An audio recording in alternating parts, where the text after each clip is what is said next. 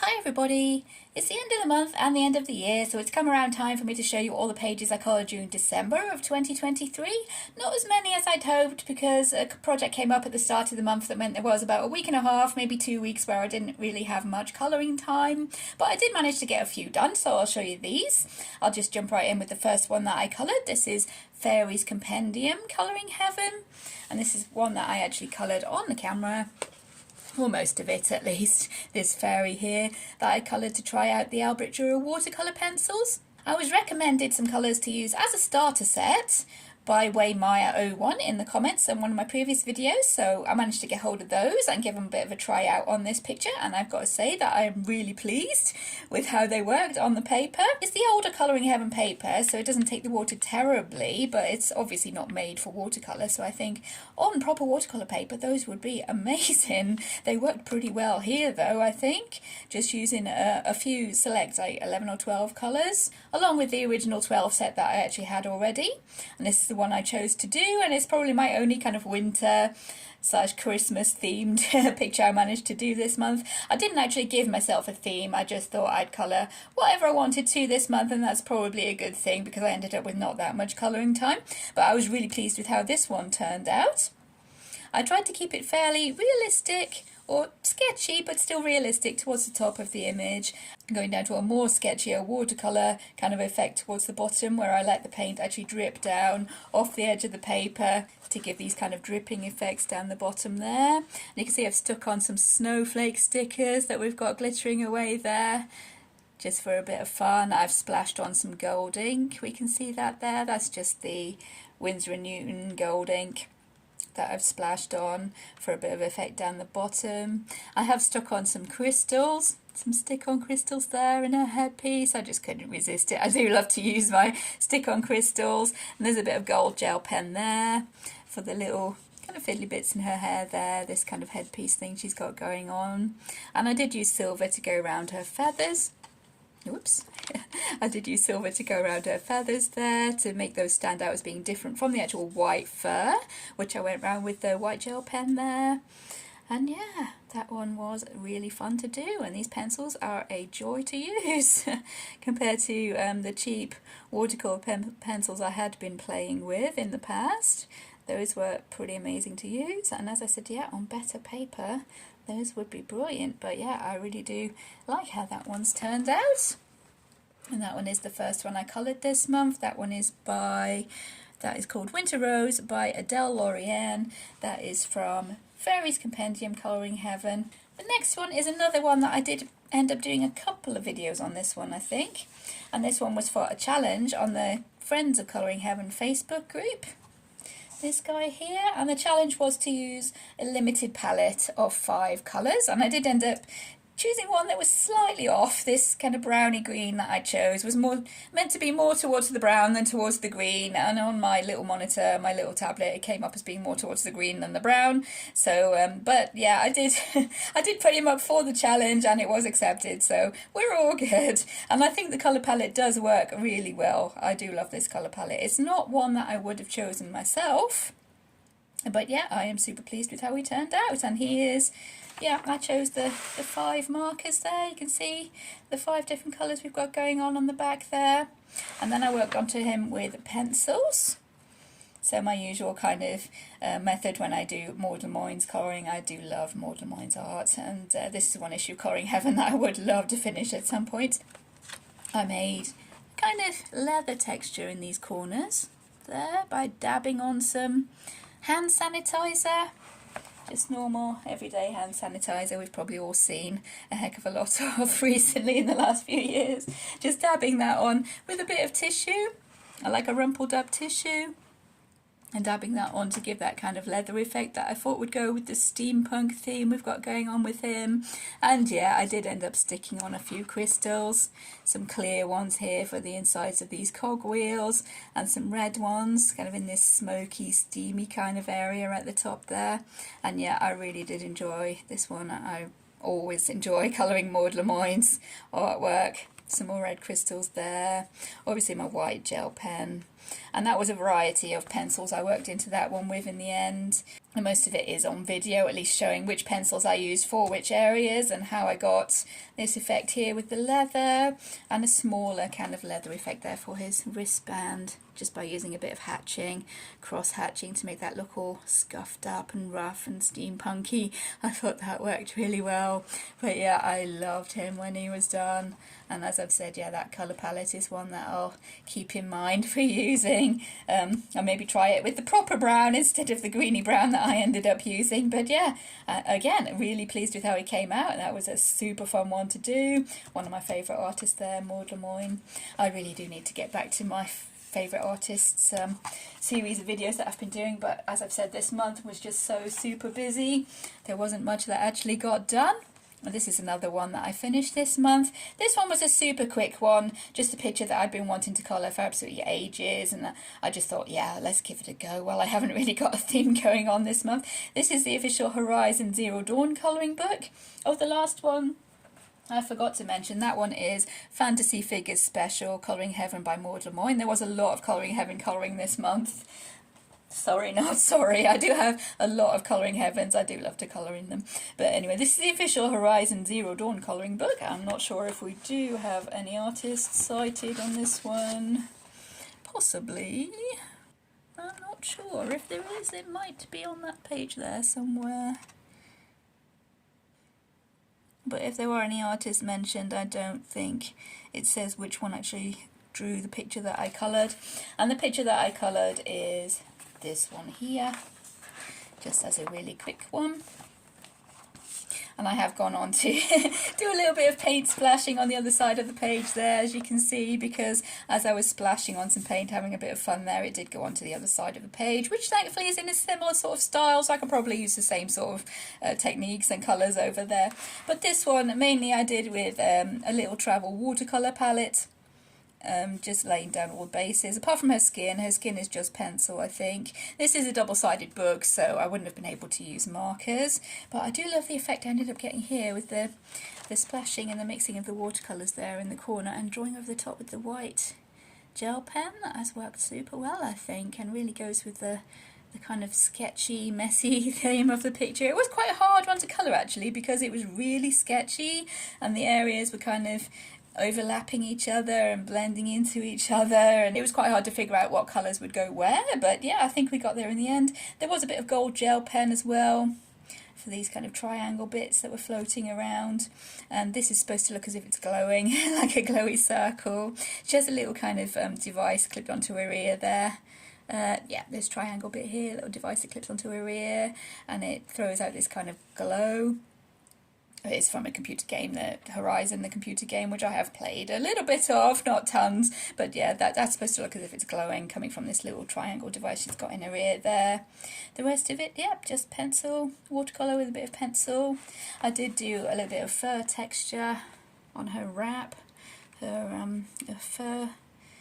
I'm not sure whether it's a cape or shoulders, but it was around her shoulders, so I made that look like fur with the very sketchy fur texture there with the pencils to try and keep in with the sketchy nature of the rest of the image. And yeah, quite pleased with how that's turned out,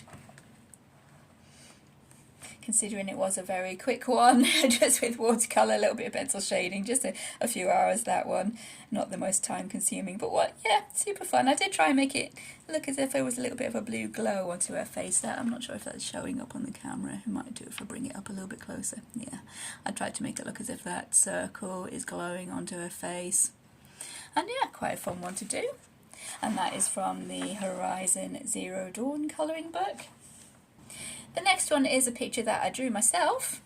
Here we are, my little druid guy here. This is one of my characters from Dungeons & Dragons. I drew him out and I've coloured him in actually on camera. He's a speed colour in 2 parts on the channel. In the first part I just did his skin and his hair. His skin is just pencil, his hair with marker base, and I think the rest of it has a marker base as well, we can see there, and just worked on top of with pencil. I did my bokeh effect background with the markers and using the colourless blender to add these little circles to make him look like he's in the forest with some kind of foliage, leaves and stuff, kind of blurry behind him. I've used a metallic Sharpie for the spear there. This is silver gel pen going around the outlines of his feathers. They're goose feathers he's got in his hat. So those are supposed to look white. So I brought in the silver gel pen to go around the outside of those feathers to make them look white. The rest, as I've said, markers and pencils with the white gel pen. I did bring in a few little crystals, I think. Oh, just the one, the pearl there he's got on his hat. And yeah, the rest just markers and pencils with some leather texture on his armour there. A bit of a failed attempt at a, a colour combination to make steel. I really do need to work on that. Doesn't look too bad, but I think I can do better. Yeah, there we go. And as I've said, he is a speed colour on the channel if anyone is interested, and if anybody wants a tutorial on any specific parts of that, then yep, just drop me a comment and yeah, I'll do my best to get that going for you. But that's, yep, that's my own art that I've coloured there. And the last two that I've coloured, again another Colouring Heaven. And actually the one on the inside is the one that I coloured first, but I thought if I was going to be showing this, I'd finish off the cover as well, which I started earlier. So I finished off the cover for that. This is the Dark Doll Special Colouring Heaven by Yuriko Shiru. This is the front cover that I've done. Again, the usual, the marker base. I'm not sure you can see it very well, but yeah, there is a marker base going on there with pencil shading. I did use some washi tape for this pattern on her sort of trousers, her pants going on, and a different one with a smaller pattern for the lace ruffles that all the little creatures have got. There's some stick-on crystals. Underneath there was a little kind of doll's face, a little spooky, creepy little doll's face, and I didn't like it. I didn't think it fit in with the rest of the picture, and I'm sorry, Yuriko, but I didn't think that fit in with the rest of the picture, so I covered that with like a giant crystal. And there's a few more stuck onto her crown as well. Yeah, we can get those going. Yeah, sparkling in her crown. There's some red jewels and some kind of pink pearls because I ran out of white ones. It doesn't matter, does it? I like it, that's all that matters. The white pearls as buttons on her top and on the little bear's waistcoat there. You can see the two different washi tapes that I used. I tried to make this dice look like it was wooden. I couldn't figure out what colour to do there. It would have been too much white if everything was white there. So I made it wooden, and I think that works really well. I'm quite pleased with that. And yeah, the rest just markers and pencils, and a little bit of paper collage here for this skirting board, because again I couldn't figure out what to do with that, and I didn't really want to use the same colours to do a marble effect because everything would look all the same colour then. So I just cut out the shape in the cover, and behind, yeah, I just stuck the pattern paper behind. You can see it's kind of marbled paper that I stuck behind there, and then shaded on top a little bit with the pencils. And yeah, really pleased with how that one's turned out. For doing covers, whether it's this one is just one big image, but whether one big image or sometimes they do lots of little images, different images from inside the magazine, they kind of collate them all together to make a cover. I like to keep a limited palette. I've done it again on this one, even though it's just one big picture, but when there's lots of pictures I like to keep a limited palette to try and make it look a bit cohesive. So I think that's a really good strategy if anybody does want to colour the Colouring Heaven covers. Keep a limited palette, and as I've said, this one also as well, even though it's just one picture, I just used the white, grey, black and red and a bit of gold, and that's all I used really, apart from these creamy colour kind of ribs. And yeah, apologies if anyone doesn't like the creepy kind of illustrations, but this whole magazine is kind of creepy and dark, so yeah, the next one is as well. If anybody doesn't want to see that, then turn off now. Here we go, this is the other one that I did. Can we get that all on camera? We can't really get that one all on camera, but yeah, this frame I did. It was washi tape that was actually a reel of old film. Like a movie film, and I just cut off the edges. I stuck the whole thing down, and I thought it was a bit too busy, so I just trimmed off this little kind of stripy edge, and I think that works really well. It's really effective. So yeah, that's washi tape around the outside of the frame. For the rest inside, I coloured that with ballpoint pens. If I can find them, I will show you. Oh yeah, here we go. Tesco, get in there. This is Tesco 10 ballpoint pens, 10 different colours of ballpoint pen, and I just had them lying around. I bought them in the back to school sale, I think, back in September, and I've had those lying around, and I thought I'd colour a picture with those. And at the time, this was the newest issue of Colouring Heaven, so I thought, yep, I'd give that a go. And I think that's worked pretty well to give it this kind of grungy look. I shaded it all with kind of cross-hatching with the ballpoint pens. You can see that when I bring it in a little bit closer. There we go, hatching and cross-hatching with the ballpoint pens. And then I just went over pretty much the whole thing. Oops, pretty much the whole thing, apart from the main character and this doll pram. I just gave it all a wash of instant coffee and sprinkled on a few little granules or grains to give this kind of moth-eaten look. Bit of old parchmenty sort of effect going on in the background there, and I think that's worked really well. Yeah, looks really creepy, I think, and it went with the whole vibe of the picture. Oh, actually the whole magazine is a pretty creepy kind of one, but I do like it, yeah. And this kind of technique worked really well with it, I think. So yeah, I'm quite pleased with both of those, and those were the last two that I actually managed to finish this year. As I said, not that many, not as many as I was hoping to get done, but I did start a couple. I actually bought one of Rita Berman's books, as I've seen lots of them on YouTube, other people's channels, and they look really fun, and I thought I'd have a go colouring those and see what I could make of it, and I did start one of these. And it was the very first page. I'll bring that in a little bit closer, it's pretty small. There we go, and this one also is a pretty limited palette, and I was colouring that with Polychromos pencils.